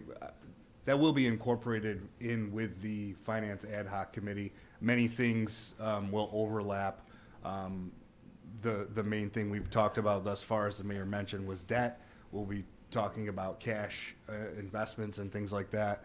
And as I mentioned about the revaluation, we figure those things in too, because typically a reval will be done every 3 to 5 years. So in a 5-year plan, you can expect to see potential growth there. What else do we have here? Everybody's favorite procurement policy. We've made some significant changes to the procurement policy in terms of making it shorter and easier to understand, simplifying it, I'll say. We tried to just basically mirror what the state requirements are. There are certain things that we don't need to go out to bid for based on how much they cost or a specialized service. So we're trying to simplify that internally, make that process run more smooth. We've added some approval levels as well. That is basically in motion now internally. We're just working on formalizing it a little bit better. Let's see. And then we have our performance indicators and metrics at the bottom. We use tax collection rate, average rate of investment return, number of adjusting entries by auditors, and we're at 0 for that. And that's Kelly Doblin is our deputy controller, and she really manages that audit really well. Actually, this was audit week. They booked a full week, and she had them out of here Tuesday afternoon. So if you know me, having auditors around is not what I like. So she got them out the door. It was great. We have a good relationship with the auditors, so we can be prepared, ask questions throughout the year. And we've had very good reports the last few years. The other thing that we measure from an assessment side, taxable assessed value and equalization rate. The equalization rate is what triggers a reval. So in 2025, we're at 93% out of 100. We'll be back to 100 for 2027 after doing the reval in 2026. And our 2025 taxable assessed value was about 729 million. So we can expect that to grow, our tax base to grow, not significantly, but a little bit in 2027. Sorry, Adam, if you don't mind, just, Yep. sorry to interrupt, but one question, that tax collection rate, 97, 98, and then 94. Yeah. That, I think that was based on where we were at with tax foreclosure, because it had been scaled back. The law had changed, and so we hadn't foreclosed on as many properties as we typically had, which means we haven't collected those taxes. I would say that around 95% is going to be more typical, and then it'll kind of all come in at a lump sum as the state law has changed with foreclosure, where it's extended and actually provided much more benefit to the person owning the foreclosed upon home, where they can actually recoup funds if we, as a city, take the property and sell it. So it isn't as advantageous to us to actually finalize a foreclosure and sell the property. So that number isn't concerning to me. It is less, but it's that's to be expected. And that is about it for the finance department. Oh, we also assist with the budget process. one thing, and just a question with regard to the process, the city manager was good enough to share with me the process and the framework within it that I'm certainly digesting and have some thoughts on, but want to commend what looks to be a very regimented and focused process, for sure. So looking forward to that. at least the process itself, I'll say. Thanks, Yep. Adam. Thank you. Okay. Now, a slight amendment. Oh, no, first we're going to go to an unfinished business, which is the adoption of the 2026 strategic plan. So I'd like to put on the table, give some background for a motion to adopt the City of Geneva strategic plan for 2026 and 2027. And to give some background to this plan was actually developed through a very structured process that included actually input from all 9 council members, as well as a series of events for public input, not only this evening, but through a town hall. Also included city staff, also included other interested parties throughout the city of Geneva. The goal was to take and put together these policies, these strategies, and to create a framework that really represents all wards throughout the city, and ideally all interests from all the different residents of the city. And what we did was we put this into a tiered priority structure, tiers 1, 2, and 3. And what we have created and will finalize is a month-by-month strategic action framework, and we'll also be introducing KPIs and metrics and outcomes that will go along with each of them. Some of these will be put together sooner rather than later. Others are reliant upon these ad hoc committees, whether it's finance, whether it's housing, or the downtown and economic development revitalization vitality committee. So we will, and we may look to amend this with regard to that, but I will put that on the table. But I'm comfortable to say that not only did all members of City Council participate in this process, but we extensively worked to get input from people throughout the city through the events. So I would like to ask for a motion to adopt the plan in a second, so we can go to discussion. A motion by Councilor Brennan, a second by Councilor Lavin. Discussion. This is a lot of work that you've done, and I give you a lot of credit for it because you have the mind for this kind of structured thing. I tend to shoot and count the bodies later, but it's good work, and I think it's going to take us in a good direction. I agree. My compliments. Councilor Gummo. You seem to be hinting at some sort of amendment. I'm interested to know what you have in mind. Look, I'm a firm believer in accountability. I look at things very simply. I think outcomes don't happen because you want them or you make them happen. I believe outcomes come from good process. If you have a good process, you're going to attain your outcomes. And this is a process. And the process here outlines tiered approaches around to really some of the most critical items that are facing Geneva, whether it's around housing, whether it's around economic development, budget and finance. These are the things that we've identified to focus on. The accountability I want to hold to us, as well as to city staff, is around metrics and outcomes.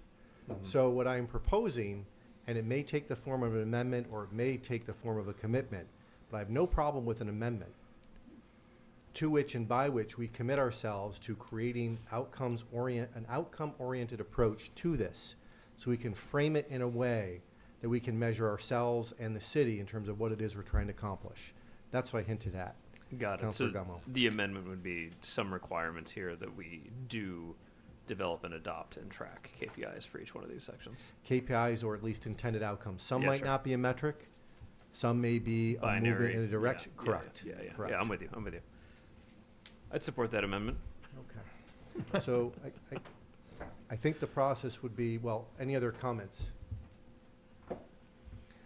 So I'd like to first introduce the notion or idea of an amendment where we would commit and we would amend this to providing KPIs and outcomes for each of the items in the strategy.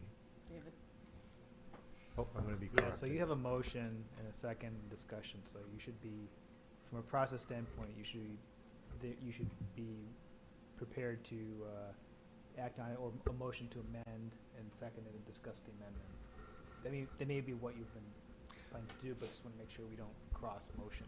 Okay, so we're in the midst of a motion, so I'd like to entertain, and actually I'd like to make a motion to amend this and discuss with a KPI and outcome framework. Is there a second? Second. Counselor Kane, second.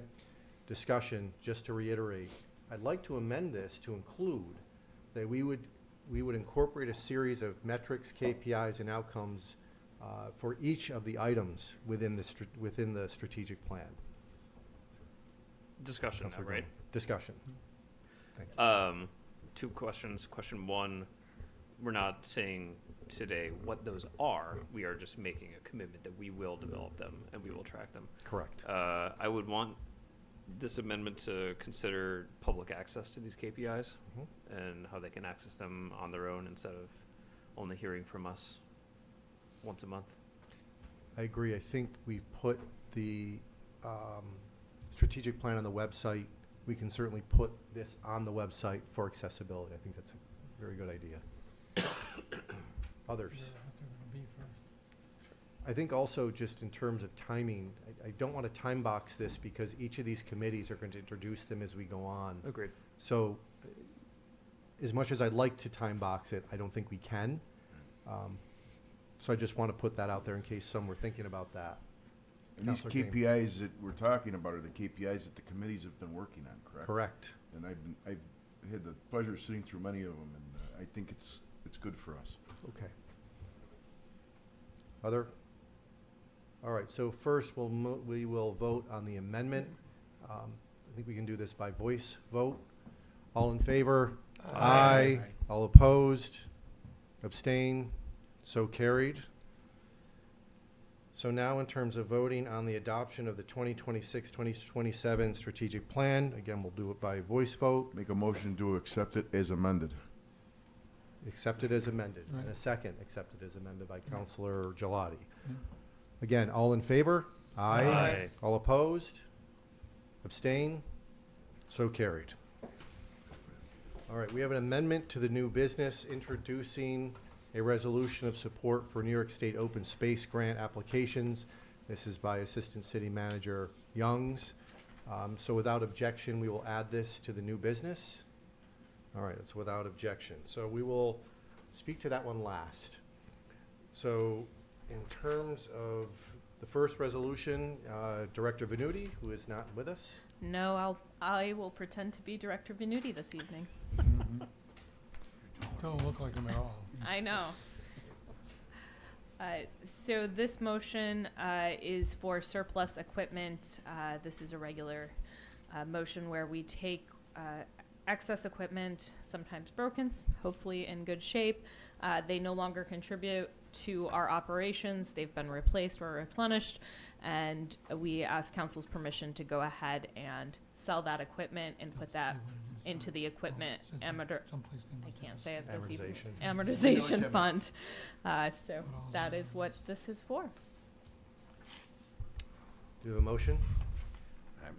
Motion by Counselor Brennan, second Counselor Petropoulos. Discussion? Counselor Gummo. This is for the auction of this equipment, is that correct? Correct. Okay. Yep. So all of the equipment that's listed in your agenda packet would go to that auction. Any hypothesis about how much the total amount received might be? No, it's all cyclical and dependent on who's bidding on what. Yeah, fair. I mean, we always go with the best value that we can. If something does not sell on the auction, then we'll go to a competitive sale process, which is a little different than an auction. But I never want to guess because Fair. it depends on what's high and low at that time. Totally. And there's a lot of different types of equipment Oh, I from looked. compressors to trucks, so and Zambonis. So it's an opportunity to own a Zamboni. There is an opportunity to own a 2001 Zamboni. Now you got my attention. Try to tow that. I do have a question, though, please.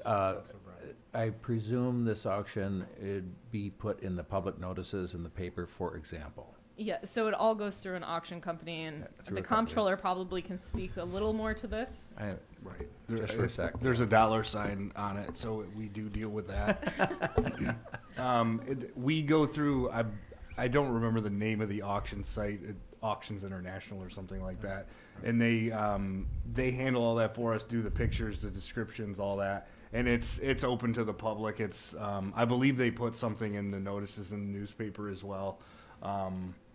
But it's definitely made known. And it's a municipal auction site, so it Correct. follows all of our procurement and those processes. Yes. Councilor Petropoulos? Have, I mean, maybe you already said this, but has this been replaced, or do we now have like 30 items to look at? So this would be all items that have been replaced or are no longer useful for us at this time. I'd assume we're not using the antique cast iron mercantile platform scale and balancer with weights anymore? No, it's been a while since we've been using that. There are some really great things on this list. All right. Any other comments or questions? All right. All in favor? Aye. All opposed? Abstentions? So carried. Next resolution, adoption of AI use policy. City Manager Hendricks. Yes, so there is one briefing for the next two resolutions. City policies and procedures are something that we have been establishing. Many of the policies have been established. We are reestablishing and making more public, as well as practices that we are using. And so those administrative policies will come forward to council for review before adoption. Prior to reaching you, though, they follow the policies and procedure policy, which says that it also is shared with our department heads, leadership, our legal team, as well as union representatives. And so before they come to you, they have had many tweaks and twists and turns. And then as far as implementation of the policies, they are put in place. And then if there is a breaking of that policy, or it's not followed, it follows our union procedures and rules regarding counseling memos, discipline, and all of those pieces. So it follows a standard process.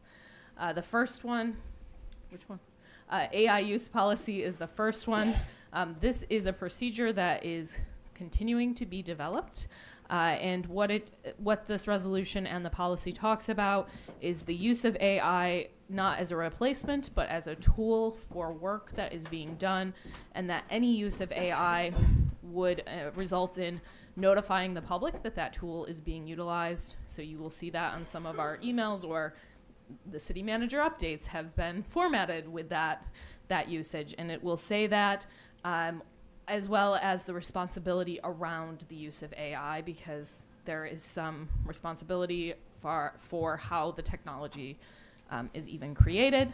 And then the other piece with this AI policy is ensuring that we are using AI programs that are purchased and owned by the city, and that our staff are responsible with any data or information that they are sharing there. So it's not public document AI, it's not using free services or websites, but it is limited to city authorized AI. And I am sure this policy will evolve regularly. This has been taken from some of the other communities that are a little bit further ahead of us, and will continue to be developed and updated as the tools are developed and updated. Do we have a motion? Councilor Gummo, do you have a second? Councilor Brennan, discussion. Councilor Gummo. First, thank you for doing this. I know you said you feel maybe behind other communities, but I assure you, you are ahead of the game nationally on having this in place. The only thing I'd encourage you to do is, I know you said this, but in the actual language, it says to be reviewed at least every 5 years. I think you're going to review this every 6 months. I agree. This Okay, one great. will be more frequently. Our standard review is at minimum 5 years. So we'll continue to, this one's going to be one that'll need to be reviewed regularly. Great. My only question with regard to this is how will compliance be monitored? So there are tools that can judge AI use. If someone were to come and say, whatever council member, choose a council member, is using this tool all the time and not representing that these are not actual information from them, or that the data or information is being shared on a large platform, we would review it using those tools to make sure that it is actual real thought. The other piece too is just ensuring that some of those systems, we can also monitor what's used on work equipment, so not being able to access certain sites. I think it's, again, similar to what we were just saying, some of this is going to be evolving. And what happens if someone either won't sign it? Well, I guess there's two things. What happens if someone won't sign it? And if they violate it, what is the implication? So it'll follow the traditional discipline process, because this is a policy of the city. By representing the city, you are adhering to city rules and regulations. If you choose not to do that, then it would be a further discussion about your representation of the city. I believe that would be the case. David, if you want to chime in there. Yeah, I mean, generally speaking, whether it's this policy or any other policy, you know, the terms of continuing employment are contingent upon compliance with our policies, so there you go. Thank you. Anything else? Yeah, I'll ask it. Sorry, you saw my question face. This is a meta question. I'm surprised that this is something that we vote on instead of it being administrative policy. Can you help me understand why this is a resolution? So administrative policies come forward to council as a body to adopt as a total package. So it goes into our administrative policy manual. It also becomes something that is a standard that we hold all city representatives to and have that discussion. I like it. Thank you. All right. All right. So we'll go to a vote. All in favor? Aye. Opposed? Abstained? So carried. Next is the customer service. Yes. Customer success policy. Customer experience. It's had multiple edits and names. So this is another administrative policy. This just discusses how we measure customer experience as far as responsiveness of city employees. And this policy is twofold. Often now, because as we just discussed, AI and other things means that there's an expectation that responses are quicker and more complete, and that city employees are available as quickly as AI is available, which is instantaneous. And so that's where it's twofold, is understanding that we're talking about human beings that may not be available on a Saturday, Sunday, or after certain hours, or may be because different schedules. And so this would dictate kind of those time frames. It does outline what those standards are, as well as how we treat one another in respectful ways when they enter any of the city facilities or encounter our staff. Okay. Do you have a motion? Councilor Petropoulos, second. Councilor Gummo, discussion or questions? And there's a resident facing mechanism if they have an issue to report a violation. Yep, Correct. it's all in there. Yep. And I should have asked before, do these apply to city council as well? They do. Okay, I want to make sure everyone understands that there is a responsibility here that's being passed that applies to city council. So I want to make sure everyone's clear. Councilor Petropoulos. For the record, I don't use AI for anything. No, this isn't AI, this is customer success. Oh, I take that back. Well, customer service, yeah. This would apply to us, I would Yes. think. Yep. So you know where to find me. Just call and hopefully I'll give you good experience. All right. Any other comments? All right, all in favor? Aye. Opposed? Abstention? So carried. The next is the appointment of a fair housing officer. City Manager Hendricks. And this is an appointment. So we have a fair housing officer in the city. It has been within the city manager's office back when we had a confidential secretary in the city manager's office. I no longer have that position. And so with that and some of the transitions of the workload that the assistant city manager has taken on, we would ask to appoint her as the fair housing officer. And you had the proclamation this month as well. It is Fair Housing Month. This also ties into our housing initiatives and our pro-housing certifications. Do we have a motion? Go ahead. Motion first. Counselor Gummo, do you have a second? Counselor Grimaldi, discussion. Counselor Kane. Number one, what's the Fair Housing Office gonna do? I mean, she's already the head of recreation, head of economic development, the assistant city manager, she's head of a couple committees. I mean, if she had a jewel for everything that she does, she'd look like a North Korean general. Is she gonna be able to do the job? Is it too much for her? I mean, what is it? That's a really fair question. Assistant City Manager Sounds a Young, so declaration. you want to talk about your now bejeweled?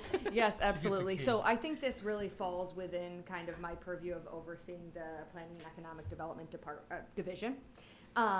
Within the city, really what I would be doing is making sure that we are following our fair housing policies. And so we have things such as quarterly postings that we need to do. When we have grants, there are administrative plans that I have to review.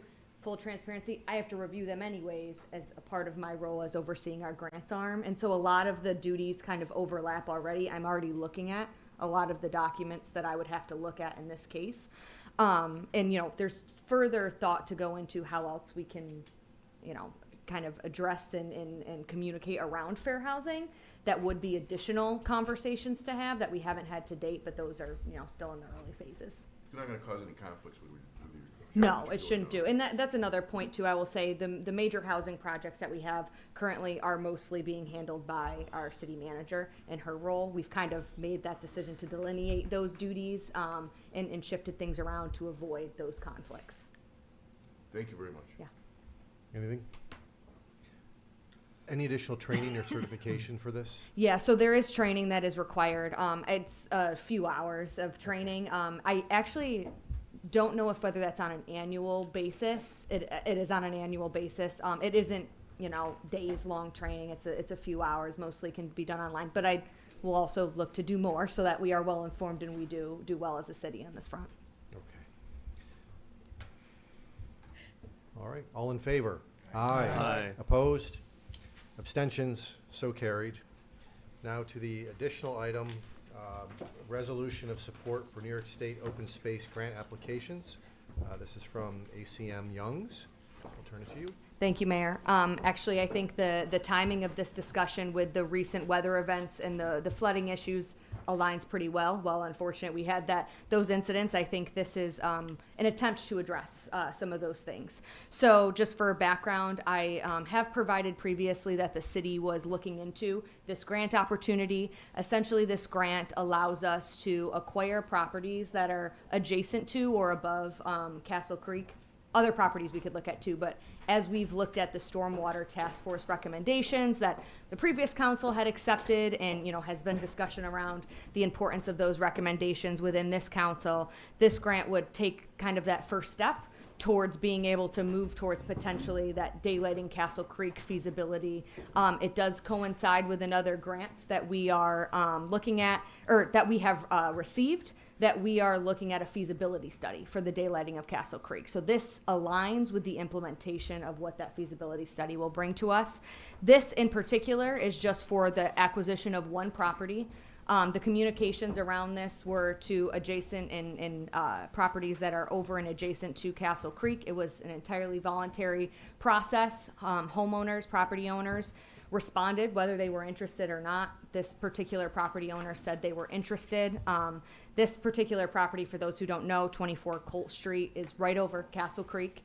The creek is right below the floorboards of this home. The homeowner is in the process of building another house irregardless and thought this was a good opportunity to put this property towards daylighting Castle Creek, and that's what this grant would do. So this is a resolution allowing us to apply for that grant.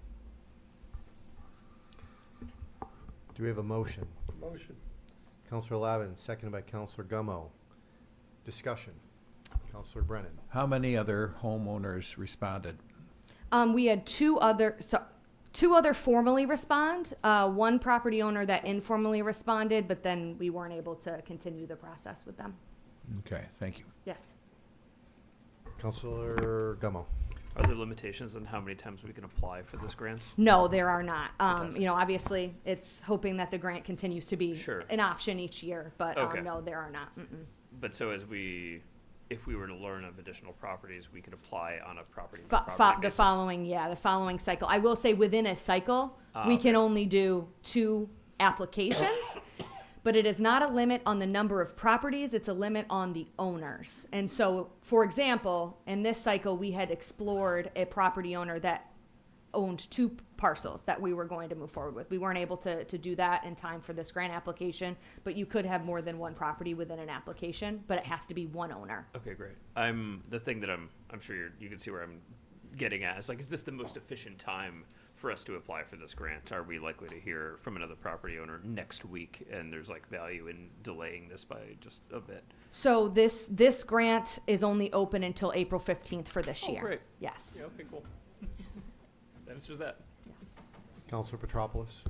Okay, just curious, 24, yeah, I drive by 24 Colt, I know what you're talking about, but where would the daylighting actually end? Because then you got Genesee Street, you got, Yeah, that's a Just great curious. question. Yeah, so this grant is just solely focused on this particular property. And so what would be a result of this is the acquisition of that property, the demolition of that home, and not even necessarily the daylighting of the creek at that point, but we would then be able to daylight the creek because we owned that property versus going through the process of acquiring all of these properties all at once if we decide to move forward with daylighting Castle Creek. So it's just that property and demoing that property and creating an open space.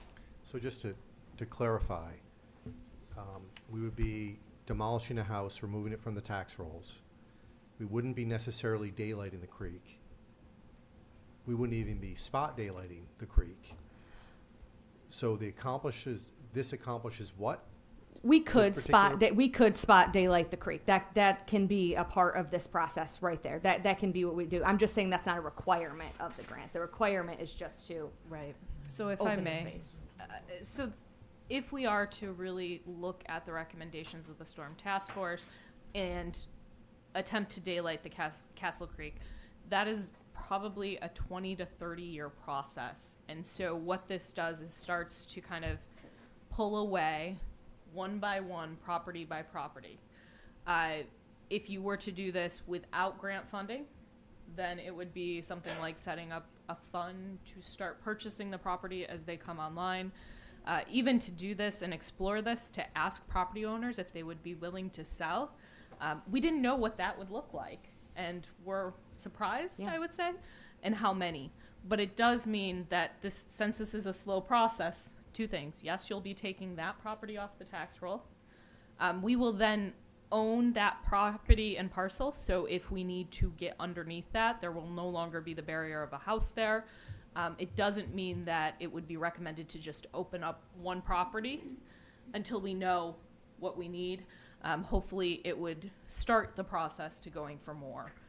And so that's the vision behind this, is the recommendation was to explore it, and this grant opportunity came forward to start that. One other point too is if you want to see what the city looked like when Castle Creek was open, the Historical Society has that picture on display right now that shows what that looks like.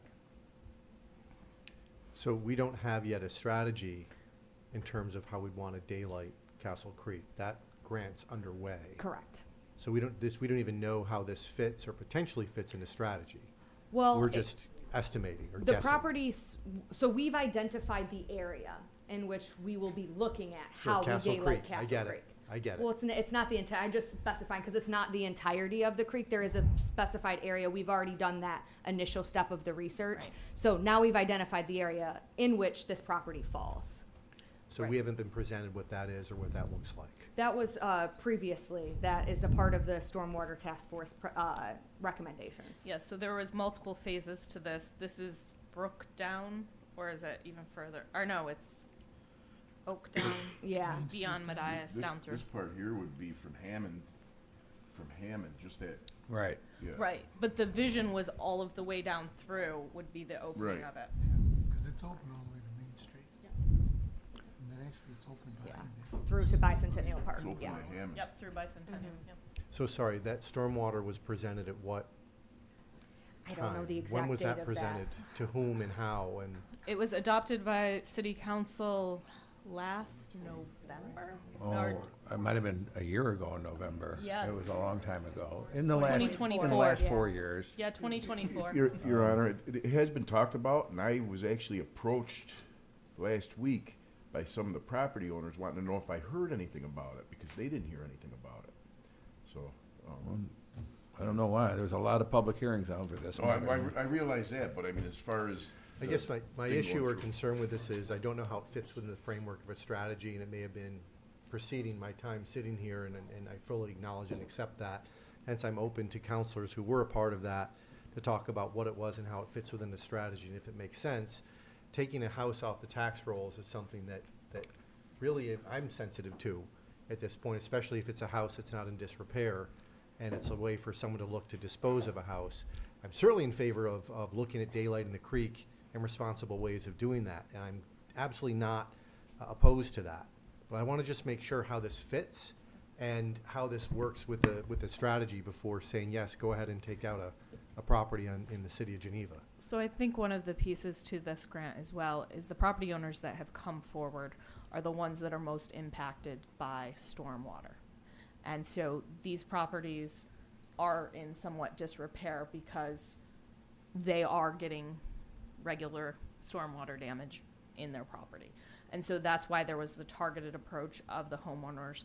And we did share, I think at the last council meeting, that we'd be reaching out to those homeowners in this area as the high intensity area to start.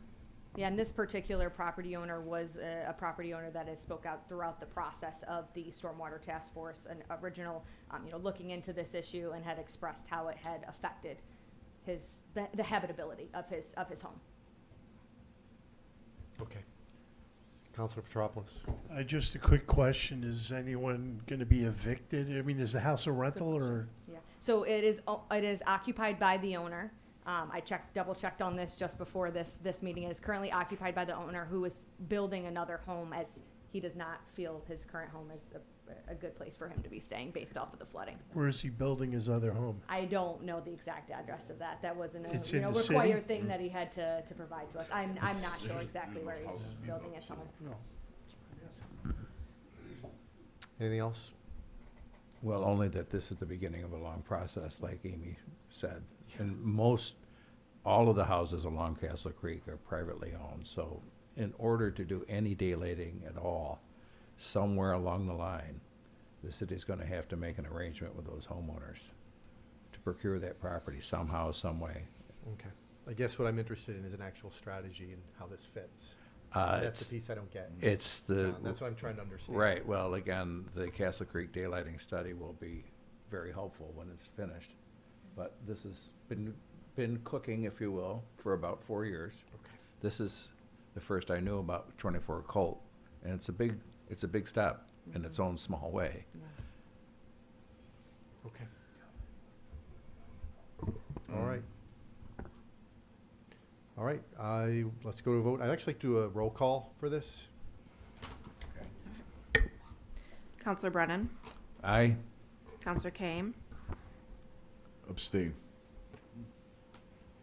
Counselor Petropoulos, Aye. Counselor Gilat, Aye. Counselor Lavin, Aye. Counselor Gameau, Abstain. Counselor Grimaldi, Aye. Mayor Cicery, No. Motion carries. carried.